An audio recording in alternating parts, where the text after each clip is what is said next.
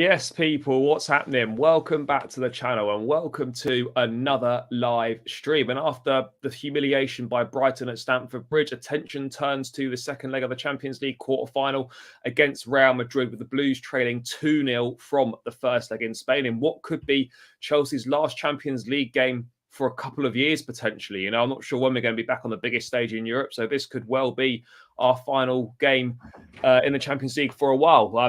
Staring down the barrel 2-0, all things considered, with the red card that we received just before the hour mark or just after, to get out of Madrid with 2-0 was actually a good result in the circumstances. But truth be told, Madrid didn't even get out of first gear. It was very straightforward to them, and we're going to need an absolute miracle if we're going to have any chance of overturning this. I think our best shout is to get to penalties or something like that. But Champions League, that serves up great stories. Stamford Bridge can serve up great stories on a European night. So whilst I think it's virtually all but done, there's a small slice of hope that is maybe still there, that something miraculous could happen, even though all evidence suggests otherwise. But before we get into the Madrid game and stuff, there's plenty of other news going on. Chelsea have held their first in-person talks with Julian Nagelsmann, broken by Tom Roddy at the Times today. Meeting took place with Lawrence Stewart and Christopher Favell.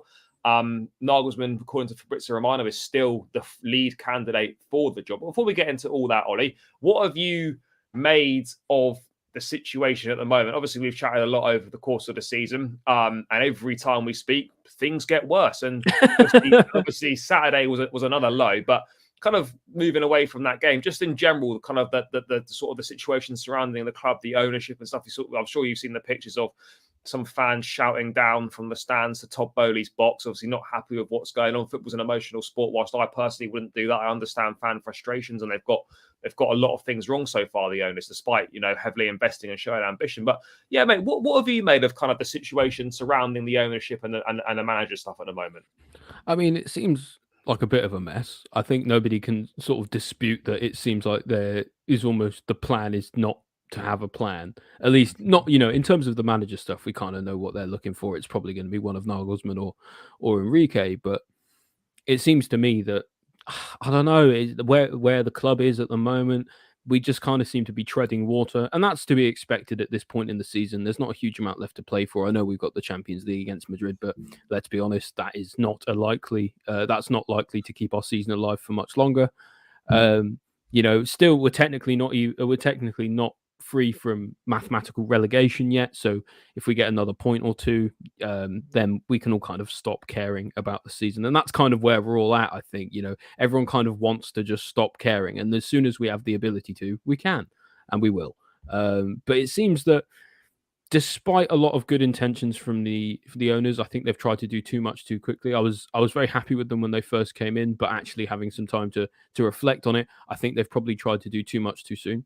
And at the point, to the point where they've kind of lost a little bit of faith in a lot of the fans, with the way the results have been going recently, especially, where it feels like there's no plan with Potter getting sacked and then, bringing Lampard back, sacking Tuchel in the first place, which you all know was a mistake. I guess what would make the most sense to me is, now they're just trying to angle for stability, which is why I kind of rate actually the fact that even though everything sucks at the moment with the performances, they're taking their time over the new managerial selection, because they need some stability in the club. There's going to be lots more instability in the club when lots of players leave in the summer, so they're doing it essentially the wrong way around. Basically, what they should have done is they should have started with stability and then gone and, made a bunch of changes further down the line once everything was stable for them to set up and go forward. But what they've done actually is they've changed everything first, and now they're looking for stability second, and it's a harder way to do it. I still have faith that they'll get it right, but a lot of the decisions they're making at the moment make them seem clueless, makes them seem like they don't know what they're doing, that they don't really understand the club, and they don't really understand football generally. I know that sounds harsh, but when you sack Tuchel to appoint Potter, to sack Potter to appoint Tuchel's predecessor, what else is it going to look like? Especially when we're in 11th place. Unfortunately, it seems like there's well, we say there's no way other than up, but I think things could still get worse for us this season. I think we just need to sort of languish and drag ourselves over the line, avoid relegation, and just after that, just stop caring, basically. Mate, I said when Lampard was appointed that I didn't think we'd win a game under him, and I hope to be proved wrong. But I honestly believe So that far, you haven't been. I don't want to be proven right. But I honestly believe we're not going to win a game under him. I just cannot see, and I think this is just a slight tangent from the owners, and I will get back to that in a sec. You can't. You just the most concerning thing is there's losing football matches. Everyone's going to lose football matches. Not a problem. Fully accept that. But there's the way that there's losing and there's losing, and the way that every single week we turn up and we just get played off the pitch by every single team that we play against, and the fact that we look like we've got no ideas, the fact that we look like we don't know what we're doing, there's no tactical setup, there's no good in-game management, there's no leaders on the pitch, there's no nothing, and that's the most worrying thing. Like for me, that you can accept, or you're more willing to accept bad results if you can see clear signs of progress. But this season has literally been just going like in a negative spiral from the moment it started, essentially. Literally from probably maybe after the first 2 games, the season was just going downhill. It was just getting worse, and it hasn't really worse recovered and worse since. It's got no better. It hasn't got any better. And I agree with what you say in terms of the owners. Like I see a lot of people getting like angry with them and saying, "Oh, these are shit owners." Like I also feel, and I don't know, this might be wider than Mark, but I also feel that people are using the fact that they're American against them in some sort of like xenophobic sort of thing, as like, oh, stupid Americans, like that kind of stereotype thing. Whereas if they were from somewhere else or something, then that tag wouldn't be getting branded at them. I do get that, but at the same time, it's like they haven't exactly done anything to help that stereotype. No, of coming course in, not. spending No. a load of money, being the big bad man. Coming in and showing ambition, spending everyone off the park. In terms of money, and then but actually not really having an idea about how things are supposed to go. That does kind of feed into that sort of clueless American billionaire stereotype. And unfortunately, Bowley and Co have got some bad juju kind of on their hands now in terms of like with the fans. There's going to be a lot of faith that they're going to have to repay, because I think if everyone had the option of we'd have a good season and we didn't buy anybody, or we bought loads of players like they did and spent loads of money and we had a terrible season, most people would probably just choose the former, wouldn't they? Because ultimately football's an emotional game. I understand why people are getting upset at Bowley and Co. I've been upset at Bowley and Co recently as well, especially because I think the squad planning's been really poor. Actually, considering considering that we still don't really have a spine in the team. After spending so much money, I understand that it's not going to be done over in one window, but we spent an awful lot to not look better. And money talks in football. It's important.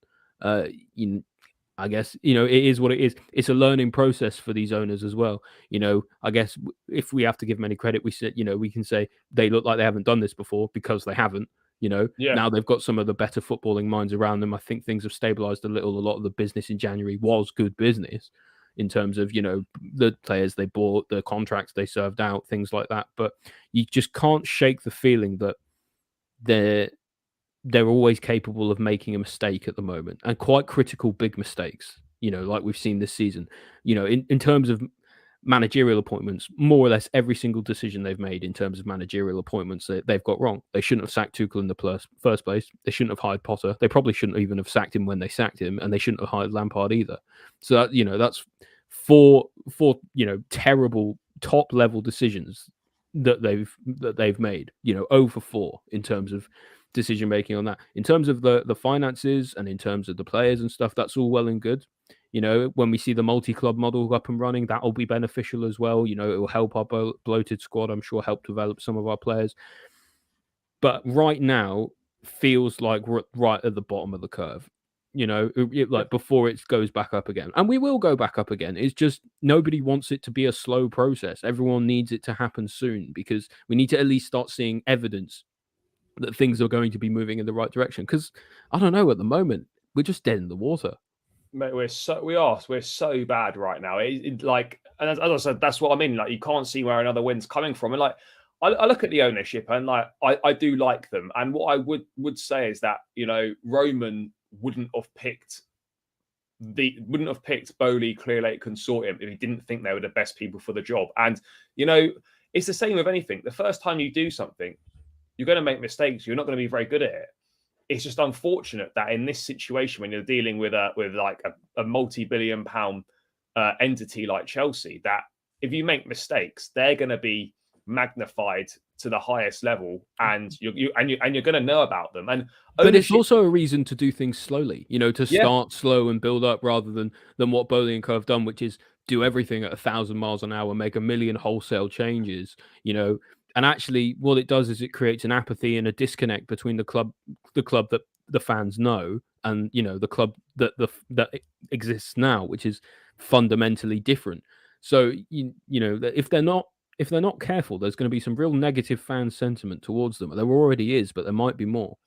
I mean, yeah, there might well be. I think, you know, fans can be fickle at the best of times, particularly football fans, particularly Chelsea fans. And like, you know, as I say, like if a Nagelsmann gets appointed or whoever it is, they'll soon, like, you know, that they'll soon be excited. If more players come in the summer, they'll soon be excited. But then it's important that, you know, that there's ways of doing things, you know. And this is actually a good point by Tabs in the chat here. So look at what Newcastle. I'm not saying it's on the same scale, but it's new owners, it's mass wealth. They're obviously starting from a much lower point in terms of quality at Chelsea, but they've been. But look how they're doing. Yeah, they've slowly added. I'm not saying that Chelsea should copy Newcastle or whatever, but it's just an example that goes to show like two similar situations: takeover, new owners, a lot of money, but two contrasting approaches. One which has been to mass investment and whatnot, to try and solve a problem and try and make things better. And the other one's been, you know, let's just add a few players of quality here and there, and get a solid coach, you know, and an emphasis on improving what you've already got as well. Like, I will say, probably, I think Bowley and Co.'s job was actually harder than Newcastle's. Yeah, for sure. Yeah, partly because Newcastle, like you say, started from a lower point. So you're following Mike Ashley, so you're always going to be in the good books. Yeah, and on top of that, you know, they quite literally have unlimited money to spend. You know, they can get it wrong 1,000 times in a row, and it wouldn't matter. You know, whereas, you know, Bowley and Co. are rich, but they're not that rich. Nobody's that rich, so except them. So you know, it's just important, I think, for Chelsea for the future, in order for us to make sure to slow things down, get some stability around the club, and make sure the next big decisions that we make are the right ones. You know, making sure the next manager that comes in is absolutely spot on, the right manager to come in. You know, we don't have to see a win on game one. We really don't. You know, and a lot of people, you know, might be frustrated by me saying that, but we need to see an identity. We need to see, you know, a plan. We need to see progress with the multi-club model. We need to see things that are going to be evidence of what they first told us, which is the elevation of the club on every single front. Yeah, no, I agree, and they've obviously got to start, you know, getting things right soon. I mean, I've said a number of times, you know, I don't necessarily disagree with their decisions. I just think the timing of the decisions they've made have just been horrific. That's been the biggest problem for me. But I mean, let's move on to sort of the new manager. Obviously, Chelsea holding talks with Nagelsmann, in-person talks, the first set, and then he's obviously set to have conversations with the owners and kind of present his project, as it were. That's how they seem to do it these days. It's clear that he's the front runner. From what I see on Twitter and from what I see speaking to people at the games and stuff, there's a lot of people in the Nagelsmann camp, but there's also a large swathe of people that are pro Jose Enrique as well. Mate, where do you sit on this? Because let's not rule out everyone else completely, but it does appear to be between Nagelsmann and Enrique, and it appears that Nagelsmann is probably leading the race. I would say that Nagelsmann is leading the race purely because they were planning on waiting until the summer for a new appointment. You know, Nagelsmann's ready now. He's not got a club. You know, there would be no reason really not to bring him in unless you wanted to just wait until you had cleared out the players you personally as owners didn't want anymore. But even still, you know, I don't know if that would signify not great communication with the new manager anyway. If you sell a player that they would then go on to actually say, "Oh, I wish you could have kept him." But Nagelsmann seems like the front runner to me. It's an interesting one, you know. Enrique, certainly has what people call sort of like an aura about him. Like he's clearly, won a lot of big silverware. He knows what it means for the mentality. He knows it at the top level. You can say similar things of Nagelsmann as well. He's won with Bayern. It's not hard to do that, but he did. You know, he- I the thing I find with both of them is they've both got their flaws. Nagelsmann is still quite young, probably still a little bit tactically green. Will his ideas translate to the Prem very well? Enrique's not had a club to manage in 6 years. Didn't do that well with Spain. Didn't do that well with Roma or Celta Vigo. Only won stuff with more or less the best front line of all time. Suarez, Neymar, Messi. So they've all got their upsides and they've got their downsides. Enrique plays kind of like a vertical, more passing style of play. Nagelsmann is a little bit more of a tinkerer, tactical sort of, tends to play three at the back, a little bit more like, almost a bit like if you mix Tuchel and Potter together, I would say is kind of what Nagelsmann's like. So I think probably, and where I land on it is thusly. Enrique is probably better for the squad in terms of he might fit the squad better in terms of he's an older manager, that he'll command respect. He's got an aura about him. He's won stuff before, the players will respect him. Nagelsmann probably fits the club and what the club are trying to do better. Fits the project better. The quote-unquote project, So when you're looking at, it, you've got to sort of ask yourself, who is more likely really to get chosen in that way? It's probably Nagelsmann, isn't it? And like I say, I personally, I don't know. I see upsides and downsides for both. I'll hope, whichever one comes, if it's either of them, I hope they succeed. For you, mate, who would you like? If it's up to you, the decision's up to you, who would you be choosing? It's difficult because, like I said, they've both got their upsides and downsides. One's better for the squad, one's better for the club. Yeah, if I had to pick at this moment in time, I go back and forth on it a lot. I've been pro Enrique, I've been pro Nagelsmann. As of right now, I feel a little bit more pro towards Enrique. I think just in terms of the pedigree of player he's dealt with before will help with a lot of the egos in our team. Getting them to work together is no easy feat. He's won stuff, won a treble. That's no mean feat, regardless of who you have in your front line.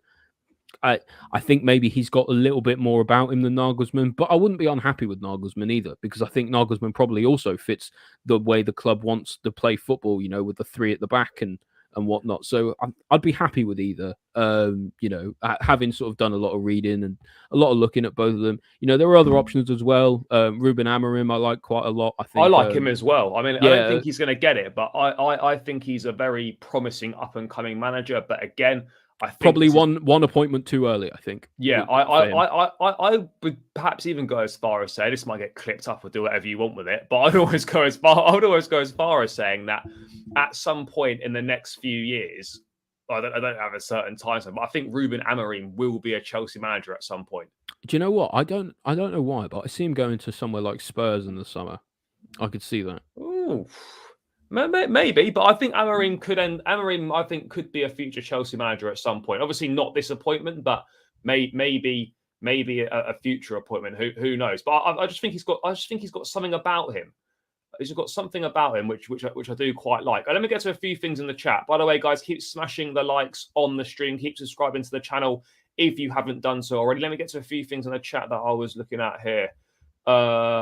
Let's just hope he's an improvement over the incompetent clowns and managers in Lampard and Potter. Yeah, I mean, I think it's going to be hard to be an improvement on that, although it's important to state that things won't immediately suddenly get better just because a new person's in. It's going to take time, so we do have to be prepared for that. But I think some things will immediately improve. Once we've really cut down the bloat of the squad, once we've got a manager in place, once they have a preseason, and then once we get a spine in the summer, that results will improve by default, because they can't not. If you've got more of a stable team, you've got more of a smaller group of players who work better together. There's no problems about cohesion or gelling or anything like that.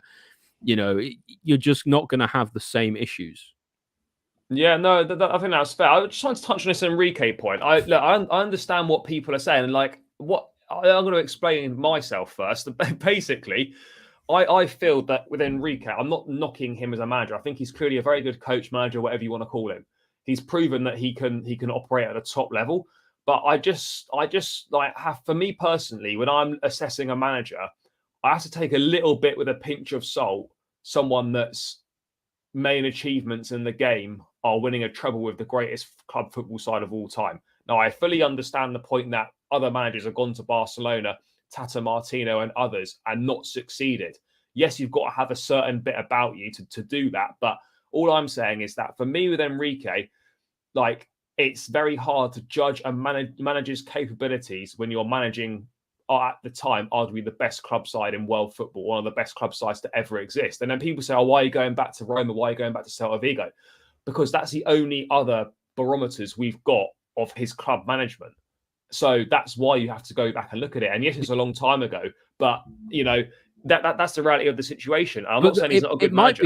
It might be the case, just to, sort of to play devil's advocate, it might be the case that he simply does better with better players. Maybe his managerial ideas are translate better to players who have that ability. For example, the same with Pep. You stick Pep with Grimsby, yeah, he'll do all right, but he won't do amazingly. No. Because those players aren't able to play the way that he wants to play. So maybe it's the case of that with Enrique. But I do know what you mean. Not having a club side for 6 years as well feels like a bit of bit of a red flag as well. But I don't know. I feel like he'd command respect more than Nagelsmann. I feel like Nagelsmann, I think Nagelsmann is a better manager than Graham Potter. I don't think anyone will dispute that at this point. But, no, of course he is. But I think a lot of people can see a lot of parallels between Nagelsmann and Potter, and I worry about a lot of the players in the squad not respecting him as a result. Even though he's been managing for longer than Enrique, but the very fact is that fairly or unfairly, age does have a factor in respect. He's a little bit older. Seems to have a little bit more about him. And the other thing, obviously, is that Enrique can say that he's won stuff at the absolute highest level. And that will command respect. It will, and I think you can kind of go round in circles with this, but that's just my personal. I don't think there's a right or wrong to it. But at the same time, I just feel it's the same with Zidane. Like, people go, "Oh, Zidane's a fantastic manager." I'm not knocking his achievements at Real Madrid, of course not. But he's totally unproven outside the realm of a very specific set of circumstances and environment. Yeah. And people might think that I'm sounding ridiculous here, but if you're appointing Zidane is a massive gamble. I would even argue potentially more of a gamble than appointing Potter was, just based on the fact that Zidane's totally unproven outside of a Real Madrid bubble. No one actually knows how good Zidane is because he's managed in a very specific set of circumstances. But the other thing you can say about Enrique though is that he took that Pep Guardiola Barcelona side and made them better. Yeah, he evolved it. He took it on. It's like at the same time, that's what for me as well lends credence to the idea that he would have the ability to work with some of our players because they're really talented. It just seems like a lot of the time at the moment there's just a real lack of confidence and stuff. And and it will help in the summer as well when we get a smaller squad. Someone in the chat has said that nobody's asked the manager to include 1 million players in training. Yeah, you're fully spot on. Potter got that absolutely dead wrong. Should have sent people to the under 23s who weren't included in the plans long term. Yeah, and this club suffered as a result because it didn't happen. You are the manager. You're absolutely right. You're the manager. You've got to be able to manage. You can't go around. If the team is too big, make the team smaller. That's what you've got to do. Yeah, you do have to. And I think this is a good point from God of Frogs as well. Is that when we first got, I didn't even thought of this. I'm not trying to claim this in any way at all. But when we first got Jose, he only had 4 years in management. He was 41, but only 4 years as a manager. Age isn't the issue here. Nagelsmann's been managing for 7 years. So I think that is a very fair point. Obviously, you could argue that kind of football was a little bit different back then when Jose come in, but the point's still valid. Is that age is irrelevant. It's kind of your experience and your standing within the game. And even though Nagelsmann's 35 and Thiago Silva would be older than him, I look at it and he's been coaching for a long time. Mm-hmm. So I think that is a fair point. But do you know what? You can. The funny thing about this is that like. You can go around in circles all day picking pros and cons out of your out of your choice. Like, there's no perfect manager. There's No. going to be a manager. There's going to be a candidate that fits what you're looking to do better than another candidate. But every single manager comes with their flaws, and you just have to hope that when you appoint someone, their pros outweigh the flaws and the negative side that they're potentially going to bring. They're going to bring to the club. But let's wait and see. Let's see if this moves on a bit more. I suspect, mate, that if we get, well, I say if, once we get dumped out of the Champions League on Tuesday night, this managerial stuff, I think, will start moving a lot quicker. Yeah, and I think we'll start getting a lot more news much quicker, because the updates have been quite sparse recently until today. That also is the reason I think it's probably going to be Nagelsmann over Enrique, because obviously, with a chance of us still being in the Champions League, Bayern won't speak to us. If there's any chance that we'll be facing them, why would they give us Nagelsmann? Yeah, no, well, exactly, they wouldn't. I mean, we're both pretty much dead and buried, but still, it is a possibility. But yeah, I think things will ramp up once we're out of the Champions League. And I mean, I don't know how long it's going to take. Ideally by the end of the season. It has to be by the end of the season. Ideally, a pre-agreement before or something. Basically, as soon as possible. Yeah, pre-agreement by the end of the season. So we can start fresh on day one of pre-season. Yeah, that's 100% the case. I mean, mate, let's moving on to this Real Madrid game then. Obviously, the first leg, we lost 2-0. In the circumstances, I suppose you can look at it as a good result, considering we had to play a large chunk of that second half with 10 men. Other than the first 10 minutes, we did get absolutely schooled. I mean, what are your thoughts going into this second leg, mate? Because it's pretty bleak, isn't it? If we're being totally honest, we saw a whole raft of changes against Brighton with more than half an eye on this game Tuesday. Right of the situation is, like, I know we want to be as fresh as possible for Madrid, but I didn't really feel we were in a position to be taking the liberties that we took against Brighton. But that's just my opinion. I would agree with you there. And yeah, we're facing a mission impossible. I mean, what do you think we have to do? We've basically got to do everything that we've not been doing to try and get any sort of result. But how do you think we should be approaching this? Because approaching a game starting 2-0 down, you don't want to overcommit early doors, because if you let one in the first 10-15 minutes and you go 3 down, that's tie done. How do you think we should be approaching this? Because 2-0 down is a difficult scoreline to approach. It is a different one. It's backs to the wall time. It's siege mentality that and Chelsea do very well, and traditionally tend to do well when everything is on the line. But I personally, I can't see us managing to really overturn this one. It seems like it is quite, like you said, mission impossible seems insurmountable, really.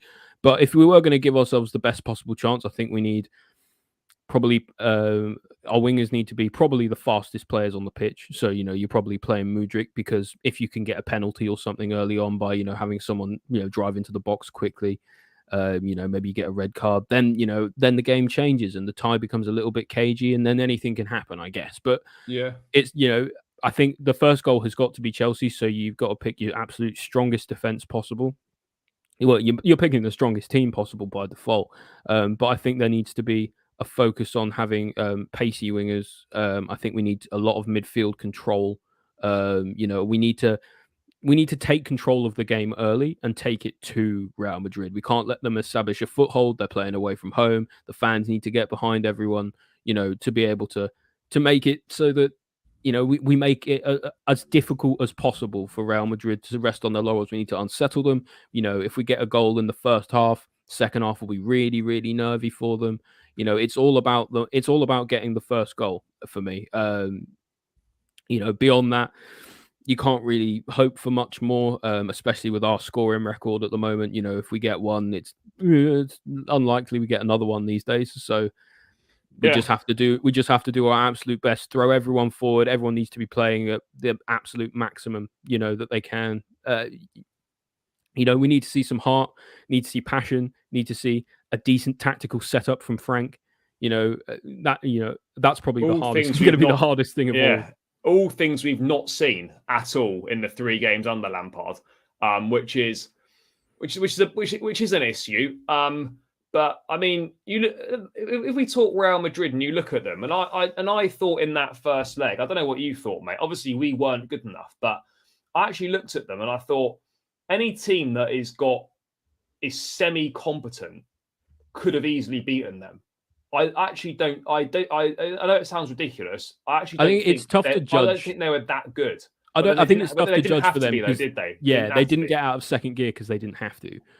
So it's tough. It certainly feels like we certainly didn't see their the strongest version of them. But they, like we said, they didn't have to play it. So they did enough. I personally think as well we need to be seeing someone like Mendy in goal instead of Kepa. Personally, I think Kepa's confidence is shot. At this point, throw Mendy in. What harm could it do? I mean, maybe you wouldn't throw him in, because of what happened with Real Madrid with him last season. Maybe there's some mental stuff there as well. But it feels like a very, very tough game. I'm not even sure what the best team to play would be personally. Yeah, it's a tricky one. I'm just going to bring something up now, which is I don't know if it's funny. It's reasonably amusing, I suppose. Good to see that we are. We're still planning for the future. Fabrizio just tweeting now that understand Chelsea are monitoring Middlesbrough young midfielder Finley Cartwright. Oh Jesus! Born in 2006, one of many prospects in the list to improve the academy and bring in new talent. So fabulous news. We are going to have a banging team in like 2040. Yeah, when we're when we're like 40 or 50 or however many years it's going to be, we're going to have 5 Champions Leagues on the spin when we're like 60. We're going to have a serious team. I just wanted to talk to you about Frank Lampard. Obviously, as a player, no questions at all. One of the best to ever play the game. Arguably could be Chelsea's greatest player of all time. A phenomenal footballer. As a manager, it's indifferent, to put it kindly. I just don't. He's not there at this point in time. He just isn't it right now. He might never be it, but he's just not it right now. I think he's found wanting in a lot of things. I think his in-game management's poor. I think his tactics are poor. I think his ability to improve players is poor as well. I know you can look at Mason Mount, Reece James in that first season and stuff, but in terms of what I'm seeing now, I know it's only been 3 games. He's been in 9 days, but there's been no signs of any improvement at all. And over 3 football matches, you should be able to see at least basic structural improvements, and there's been absolutely nothing. Where do you stand with Frank? And what did you make of his decisions on Saturday? I don't mean in terms of system and the changes he made. He was always going to make changes. It is what it is. We weren't winning that football match, in my opinion, anyway. So whatever team we put out, but the decisions to include the likes of Hakim Ziyech in the squad instead of Madueke, and giving Ziyech minutes when he doesn't want to be here. No triple maker in the squad. I know you've got to make decisions and leave players out, but Aubameyang in the squad, and then you're 2-1 down, and you're chasing a goal, and the only centre forward you've got is on the bench, and you don't use him. What was the point of him being in the squad? I thought Frank's made a few baffling decisions recently, and I just wondered what your thoughts were on kind of the way that Frank's gone about things since he's come back into the job over these kind of last 3 games, just overall, really. I like Frank as a player, and I like him as a person. I don't like him as a manager, really. I think tactically he's a bit naive. To put it mildly. I think certainly his time at Chelsea, probably the first time round, would have showed that, but nobody expected anything different. His time at Everton was very poor. Even though Everton are a circus, Frank was the ringleader, seemingly. And I think the frustrating thing about Frank is that actually I don't think the Premier League is really his level. I think he's a championship manager at best. Yeah, right I think he should be doing right now what Michael Carrick is doing. Is being Vincent Kompany is doing, cutting your teeth in the Championship. I know he did it at Derby. I think he needed to stay a little longer. He should have done, but you don't say no to that opportunity. But no, of course you don't. But I think his next job should be in the Championship for sure. Yeah. I think it would certainly help him to be able to sort of improve his structures. I think a lot of the players in the Championship would translate to his tactics a little bit better. I think they would probably work a little bit smarter. Because I think largely our rebuild year that we had with Lampard when he brought in a lot of those young players, it was good. But those to a large extent were kind of championshipy tactics a little bit, Yeah. and they were kind of championship basis.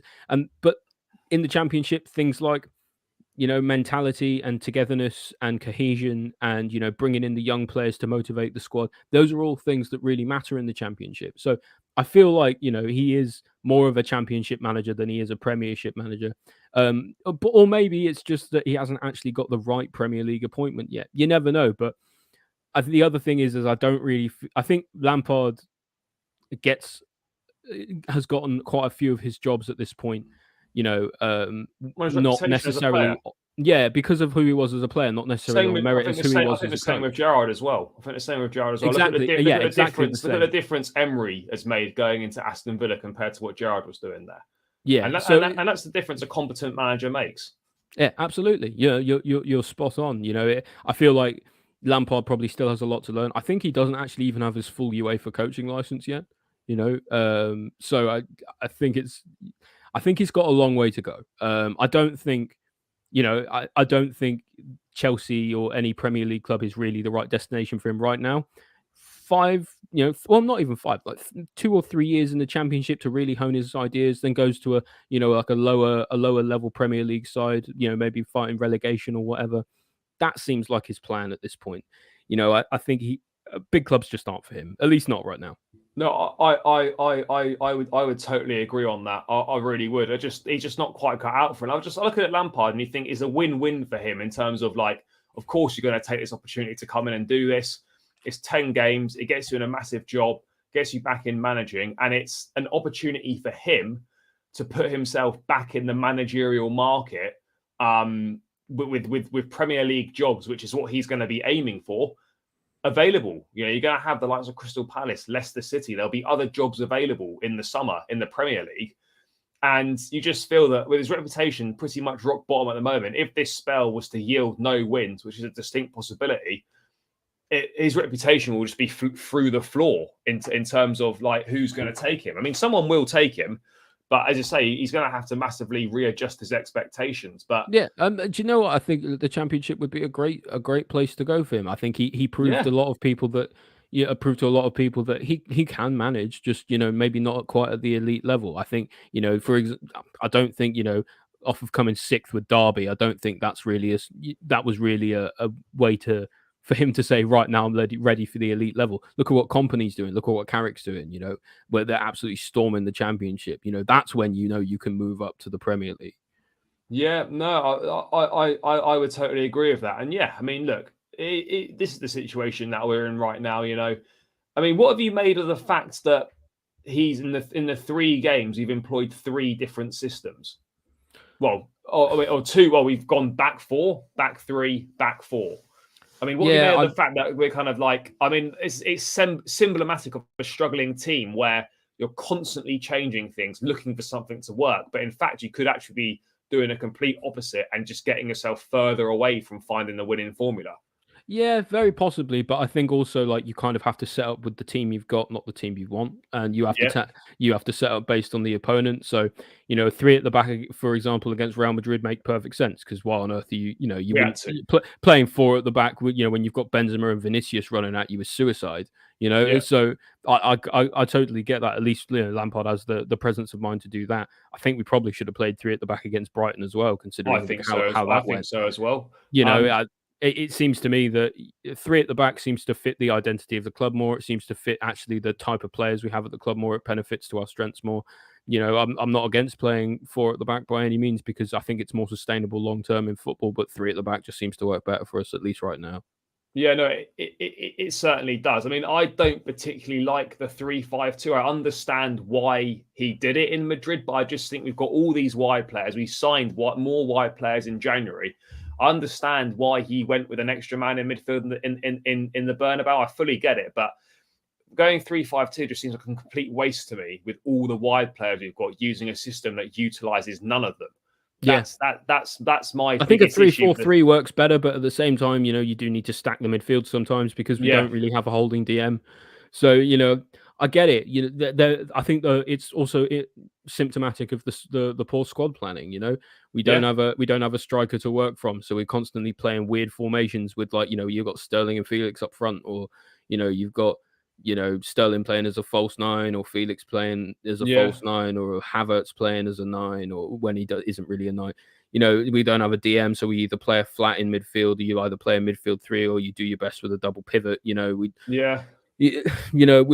Our best offensive players are our wing backs. So do you necessarily want to play them at right back and left back instead? They're so wasted. I mean, at the game yesterday, like, they just can't. They just don't. They still get forward, but it's nowhere near as much, and it's nowhere near as effective. I think we'll go with a back 4 versus Madrid this time, because I think what have we got to lose? We also might have to go at the back 4 because of the defensive issues we've got. That's very true. Yeah, we can't play Chilwell as a wing back at the moment. Can't play Chilwell. The only other option for me would be potentially playing someone like Mudryk at left wing back and hoping he could put in a shift. But it's asking a lot of a young player who's never played there before. So no, it definitely is. I mean, let's get into the team lineup then. By the way, guys, keep smashing the likes on the stream. Let's get this up to 30 people. Only 2 more likes to go to hit the 30, guys. So we can easily do that. Let's get 30, and why not push 40? So keep smashing the likes and go on, like the stream, everybody. Yeah, like the stream, people. You know what to do. Tuning in on Sunday night, it's free. This is criminal. That's content as good as this is free, guys. Come on. Guys, we're 2 likes from 30. We can definitely hit that. Why not? Let's not stop there. Let's get to 40. Let's get to 40 people, and keep smashing the likes on the stream, and subscribe to the channel as well. On the road to 3,000 subscribers, hopefully before the end of the season. Just under 200 to go now, guys. So let's keep smashing it. Let's keep it moving. Ollie, I've got this lined up as let me get here. See, everyone likes you. Well, I mean, I'm pretty sure there's not. I mean, I've seen a few comments, few things in the comment sections on various videos. Who's that twat that doesn't know what he's talking about? I think they're talking about me usually. No, mate. I just mean in general, mate. This, mate. Some have been good, mate. I had one guy did call you a fraud once, didn't he? Yeah, I got called a fraud. I had one saying, "Am I on J.K. Rowling's payroll because of all the Potter prop that I was doing at the time?" That is an incredible insult. It was good, mate. I enjoyed that one. It was a great one. Am I on J.K. Rowling's payroll? No, I'm not. Thank you. Let me just quickly get to these. What do you think about us more likely getting Nagelsmann? Kind of said we won't get Enrique because I think he'd be amazing and maybe a Pep 2.0. I'm not saying look, Enrique's not out of the running at all. He definitely isn't. But it just looks like at this point in time that Nagelsmann seems to be just ahead of him. But it's very much between those two. And I think it could be a lot closer than maybe people think it is. Yes, of course you do. Dead in the water. Big up, my guy. Of course he hits the like as soon as he gets in. He knows the score. You hit the likes as soon as you're locked in, people. Right. I know, Ollie, you're not a massive fan of Kepa, but if we're are you saying that tomorrow, if it was down to you, you'd be sticking Mendy in goal? But there's definitely reasons for both. Yeah, I think Mendy, Mendy probably not. If it was anyone but Real Madrid, I'd put Mendy in, but because it's Real Madrid, I guess it's Kepa.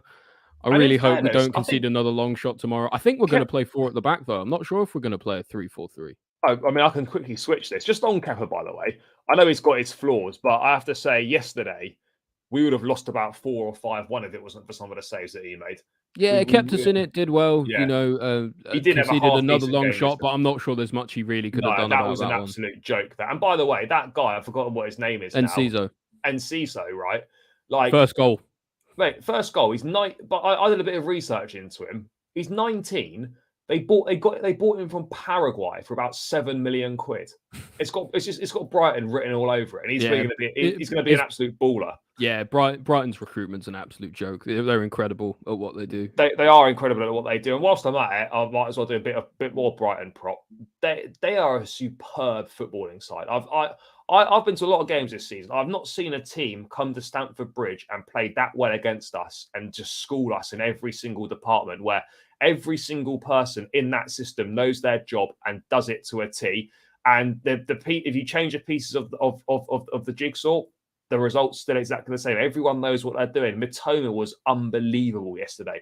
Caicedo, Ferguson, McAllister. Their standout players were really did stand out, and they managed to exploit our difficulties to the absolute maximum. So they did a great job. Yes, Chelsea OG, big up. I will be there, mate. So yeah, if you see me knocking about, come and say hi. More than happy to have a chat with you, mate. If you see me knocking about, so yeah, just give me a shout, mate. Give me a shout. Yeah, I was massively impressed with Kai Sader yesterday. You can see why people are interested in him. He's a proper midfield player. He really is. Seems like a properly good destroyer DM type, doesn't he? Yeah, really did really well yesterday. Mate, I've got it as a 3, but let's just talk this through. This could quite easily be a 4 because we've got no Ben Chilwell, we've got no Koulibaly. Now, and I'm struggling to. And Badiashile is not in the squad either. So if we're going with a 3, then if you're going with 3, it kind of picks itself. It could only be Silva, Fofana, and Trev.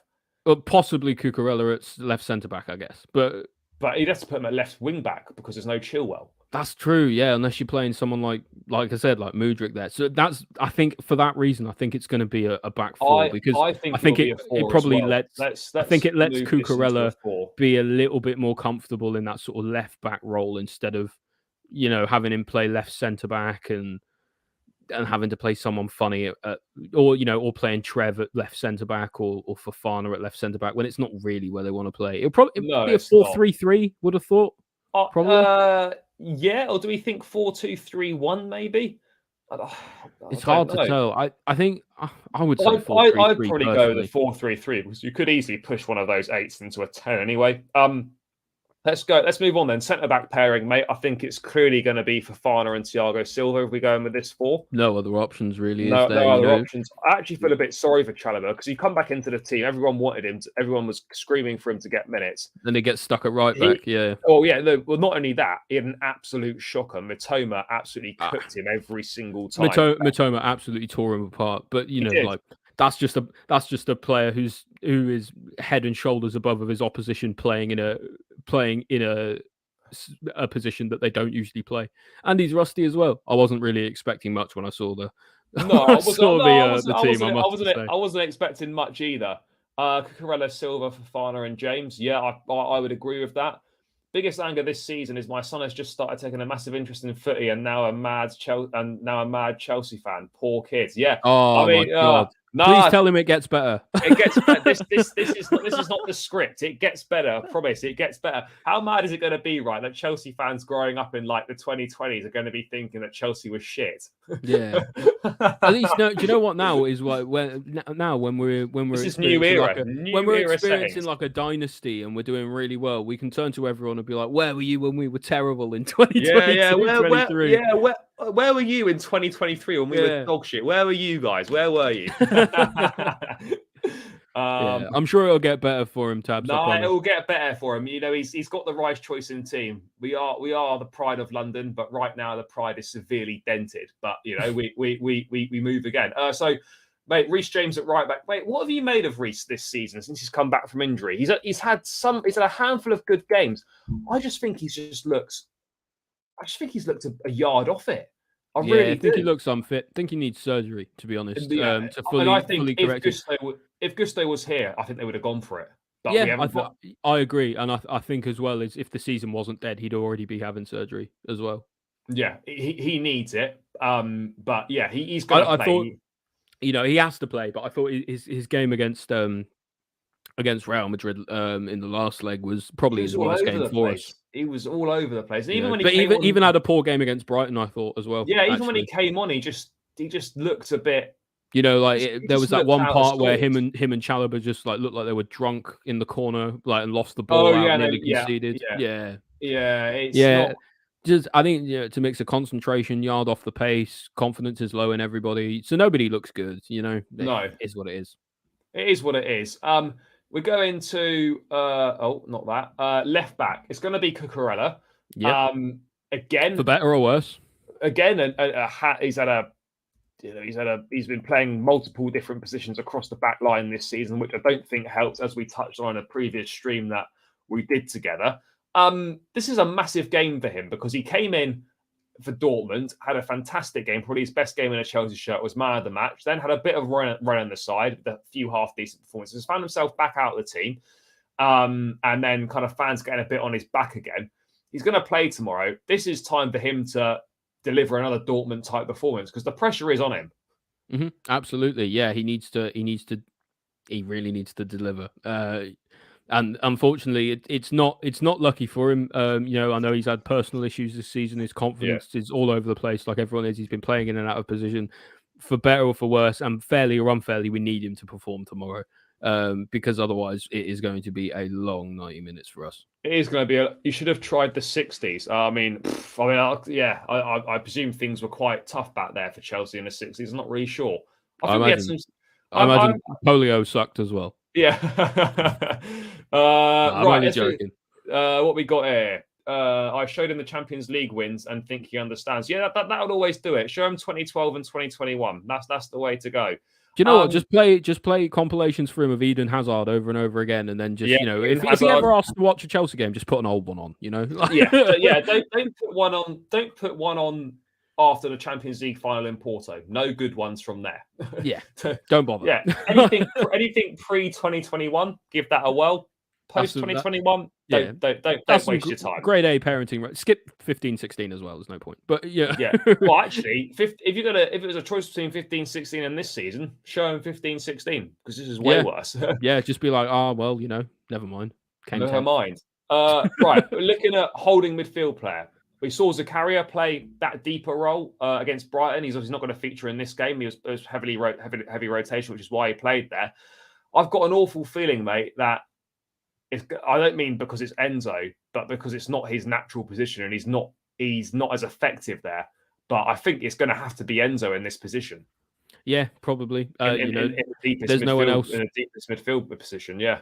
Yeah, there's no one else. It's a shame that that him and Jorginho never got to play together, because I feel like those two together in a a double pivot would be really good. Perfect. But it's never mind, eh?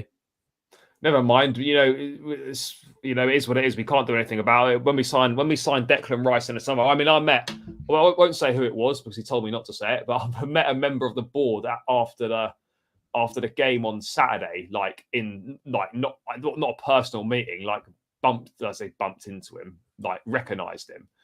I had a little chat with him. I told him to sign Declan Rice, and obviously not that's going to make any difference for me. But we know. We've heard it here first. He said he'd take my point on board. He's probably being polite and wanted to fuck off, and he's this idiot. Listen, if we sign Declan Rice, you know exactly who to either blame or congratulate. I did mention it amongst other things. Right, Enzo's going to play in that 6 role. Now, we know that N'Golo Kante is going to be one of those 8s, for sure. I mean, Ollie, what have you made of his return to the side? Because, it's great. It's so great to see him back playing football again. And it's someone that is, there's very few players that can do this, of a world-class ability, that it doesn't matter how long they've not played football for. As soon as they step back on the pitch, they're instantly at the level that they left it on. I mean, he's just a phenomenal footballer. Yeah, he's a shining, happy glimmer in what is a horrible, horrible, horrible void of a season. Yeah, Kante he's just Kante. There's no other way to describe him. He's just brilliant at what he does. Everyone loves him. There's no reason not to love him because he's brilliant at what he does. And that's it, really. I'm just always happy when he's there, and I'm always sad when he isn't. Yeah, agreed. And he's going to need to be on. He's going to need to be on top of his game tomorrow. Tuesday night, even. Sorry, if we're going to stand any chance at all. Now, this is where, for me, this position is kind of up for grabs, because I look at it and I think there's three viable options here, and you've got Kovacic, who's probably my least viable option out of 3 because he's been playing so poorly recently. But then you've got Mount, who's working his way back to fitness. He came off the bench against Brighton. He came off the bench in the Bernabeu. Maybe he's ready to start. And then you're looking at Conor Gallagher as well, although Gallagher did play a full 90 minutes against Brighton, which would suggest that he may not start in this game, but you never know. For me personally, mate, I would be going with Mason Mount. I'm with you there. I can't watch Kovacic play anymore. I just can't. Listen, everything recently. When he's doing well, everything he does looks really pretty, but there's no real end product. It's the same as Felix, really. But for me, I think we need the dynamism in that midfield. We need someone. We need, if we really want to attack Real Madrid, we need someone who's going to be getting into those attacking positions. Kovacic just doesn't do that. Enzo can be spraying balls everywhere. Kante can be picking up the loose change, but Mount needs to be going forward. We need someone to help the attack because the attack aren't helping themselves. No, they're definitely not. I mean, and you look at that. You look at that midfield on paper, and obviously games aren't won on paper. But an Enzo, Kante, Mount 3, it looks well balanced. Like it does. There's a good mixture of profiles there. It does. Again, still probably you'd say the only thing that they're really missing is that kind of destroyer DM profile who can sit. Because Kante kind of more box to box. Enzo isn't really a DM either, and obviously Mount's not. But so I don't know. Maybe in that you if you swap Mount out for maybe a DM properly and let Enzo go forward a little bit more, maybe that's the most kind of when we inevitably sell Declan Rice after inevitably buy Declan Rice after your discussion with the board member. I told him to sign him. Yeah, maybe he can slip in there. Yeah, they've not thought of that one. They've not been like, oh, he's not going to go back to the boys and be like, oh, you never guess what, guys. I bumped into this fan after the Brighton game, and he said, we should sign Declan Rice. Why have we never thought of that? Why have we thought of that The one? thing is, though, as well, will Declan Rice come here if Mount leaves? Well, there's that, and also, will Rice come here if we haven't got European football? Exactly. I mean, you've looked at I've been monitoring the Rice thing, and you look at it, and you just think this has been an open goal for Chelsea, Declan Rice, but now it's not as much of an open goal as it was. Easy now, especially Jorginho or whatever, might move on from Arsenal or whatever. If Rice gets the opportunity to go to Arsenal, Man United, Man City, wouldn't you pick one of them instead of us right now? I would. Yeah. I mean, as much as I hate to say it, I probably would. Would. But yeah, we've got Enzo, Mount, Kante. Now the front three, mate. This is always the hardest part to pick because they're all terrible. Because they're all terrible. And if we're being perfectly honest, I don't think any of them actually. No one really. Nobody deserves to play. No, but not really. But we can't go in with a 4-3. So we're gonna have to pick someone. One person who I think we agree definitely needs to start is Mudryk. His best game since Liverpool, since his first cameo at Liverpool, it was his best game against Brighton. It was, and it was his first 90 minutes that he's completed, and he's definitely that was the audition to start. Really, that was his first fully completed start to finish 90 minutes. Yeah, for Chelsea, says a lot about the amount of opportunities he's had, man. Not a lot. He's not had many, mate. He's not had many. I'll go Mudryk on the left hand side. And Mudryk, by the way, with that assist for Gallagher, has become Chelsea's joint highest assist maker in the Premier League. With dizzying heights of 2. Where he joins Enzo and a couple of others. I think Cucurella's on there as well. Says a lot, actually, that some of our the likes of Enzo and Mudryk have 2 assists, but they came in January and they're the highest we've got. Yeah, they're the highest we've got. Yeah, I think Thiago Silva's got a couple of assists to his name as well. So yeah, it just goes to show. It's so depressing, isn't it? It's pretty bleak settings. It's bleak reading for us. But Tabs. Unfortunately, mate, Oba and the Datro aren't in the squad, so they won't. Yeah, Alba was deregistered, and Datro was just never in the squad to begin with. Was never in the squad. Yeah. Now the other 2 positions, mate, are difficult because for me, Raheem Sterling absolutely shouldn't start. He's had 2 massive opportunities. He had the opportunity in the Burnabout, he was non-existent, and he had the opportunity leading in that false 9 role against Brighton, and he was awful. He simply cannot start this game, in my opinion. But I fully expect come Tuesday 7:00 when the team news drops, Sterling will be in it. He just will be. But he doesn't deserve it. We all know he doesn't. No, he doesn't deserve it at all. In the other ones, mate. Okay. Who do you go with here? Hear me out here. What my personal thoughts on this is: you play Felix as the 9 and Havertz on the right. Because Felix, for whether we like it or not, probably is a little bit more clinical than Havertz is. It's like just about. Yeah, it's like comparing one pile of garbage and another. But Havertz, tends to do a lot better in that right channel as well. So he's not really playing as a winger like Mudryk is. He'll be playing a lot more. You will almost get this sort of 4-2-3-1 sort of type thing eventually. I think when it all is said and done, I think Felix is a little bit more clinical, can play in that role, and Havertz does better on the right. Like his game against Dortmund, he played in that role and he was absolutely phenomenal there. Yeah. And every time we seem to play in there, he plays amazingly, and then he never plays there ever again. So, No, he doesn't. for me, stick him on there, see what he can do. He's up against Camavinga, most likely, who isn't really a left back, who does a great job, really good little player, but Havertz is a bit taller. If we can ping balls out to him, he can really bully him out there.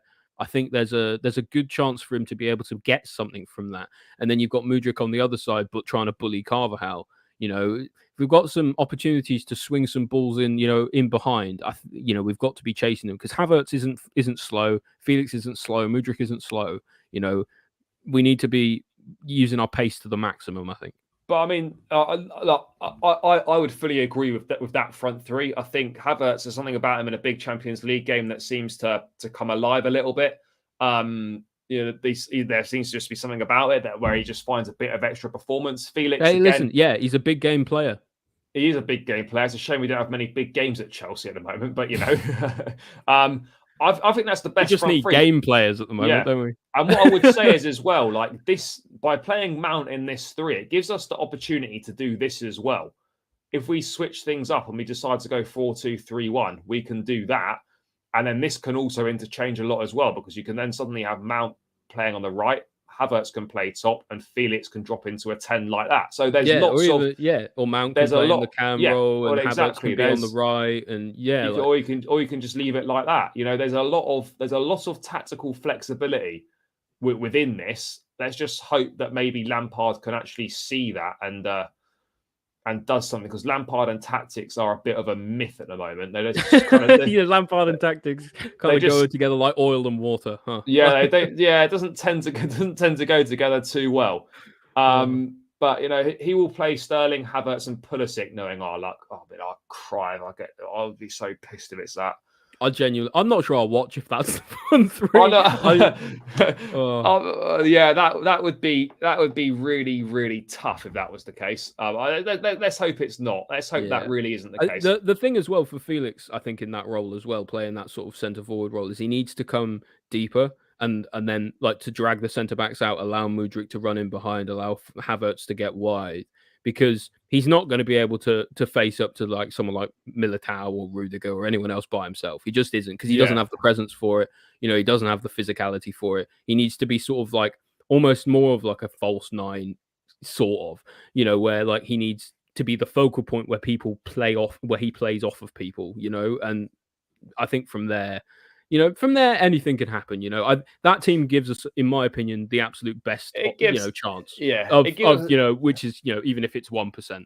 It gives us a little bit of hope. Yeah, Lampard and tactics is an oxymoron, absolutely. I think that's a good way to sum it up, mate. Just lastly, before we round this one out, thoughts on Ancelotti coming back to the Bridge? Obviously, it's not the first time, but I mean, he's going to get a great reception from the fans. He's been a fantastic manager over. He was great at Chelsea, ruthlessly sacked by Roman very harshly. I think that's one of the big mistakes I feel that Roman made during his time at Chelsea, is getting rid of Ancelotti way too quickly.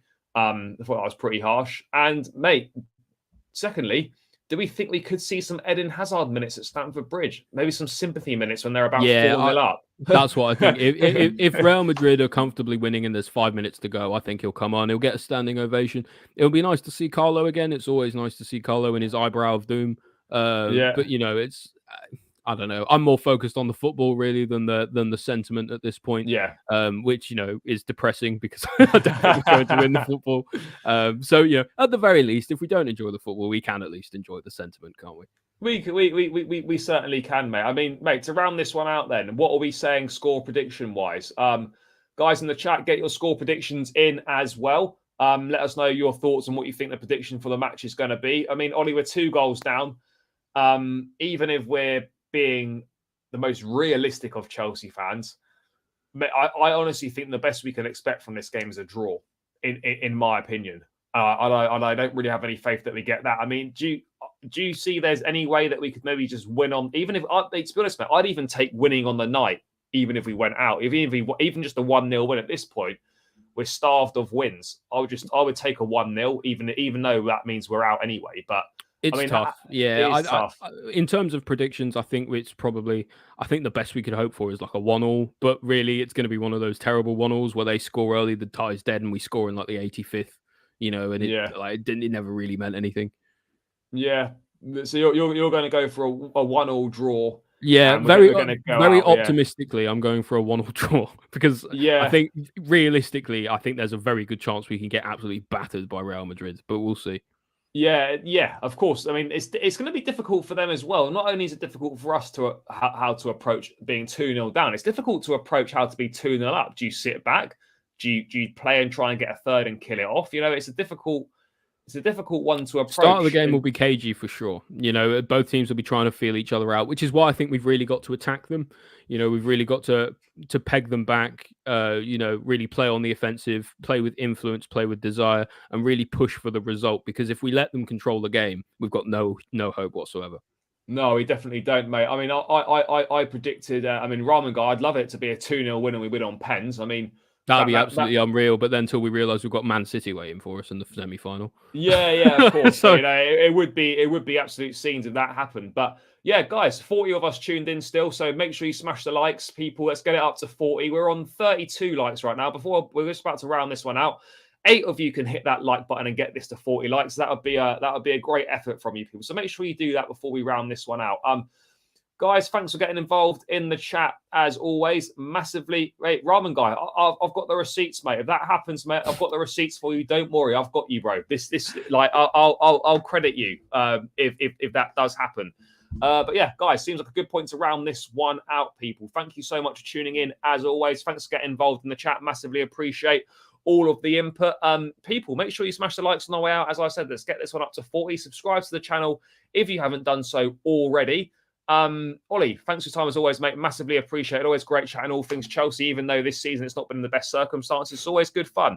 Guys, always a nice time. Always love being on your show, Charlie. Nah, mate, it's great to have you on. Make sure you follow Ollie on Twitter, guys, on his screen name and linked in the description below as well. And whilst you're giving him a follow, you can also give me a follow as well.